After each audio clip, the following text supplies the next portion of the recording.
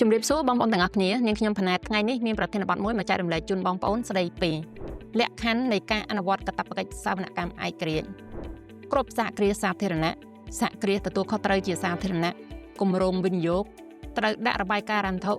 សម្រាប់ការីបរិច្ឆេទគណនេយ្យនីមួយៗរបស់ខ្លួនឲ្យរងសវនកម្មឯករាជ្យក្រៅពីសហគ្រាសសាធារណៈទាំងនេះត្រូវដាក់របាយការណ៍រន្ធុ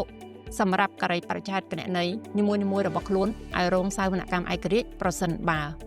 ស្ថិតនៅក្នុងលក្ខណៈវិនិច្ឆ័យយ៉ាងតិច2ក្នុងចំណោមលក្ខណៈវិនិច្ឆ័យទាំង3ដូចខាងក្រោមលក្ខណៈវិនិច្ឆ័យទី1មានចំនួនទឹកប្រាក់ផរបប្រចាំការីគណនេយ្យចាប់ពី4 ព្រីលៀនរៀលប្រមាណ$1 លានឡើងទៅលក្ខណៈវិនិច្ឆ័យទី2មានទ្រព្យសកម្មសរុបចាប់ពី3 ព្រីលៀនរៀលប្រមាណ$75,000ឡើងទៅក៏ត្រឹមថ្ងៃបិទការីបរិច្ឆេទគណនេយ្យលក្ខណៈវិនិច្ឆ័យទី3មានចំនួនកម្មករនយោជកបម្រើការងារចាប់ពី100នាក់ឡើងទៅ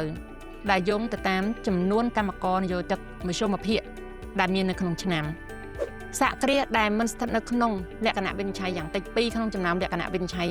3ខាងលើអាចដាក់របាយការណ៍រន្ធុឲ្យរងសវនកម្មឯករាជ្យដោយឈរលើគោលការណ៍ស្ម័គ្រចិត្តព័ត៌មានលម្អិតបងប្អូនអញ្ជើញមកក្រុមហ៊ុន Dynamic Accounting Service ហៅកាត់ DS ឬជួយចុច like ឬ comment នៅខាងក្រោមសូមអរគុណ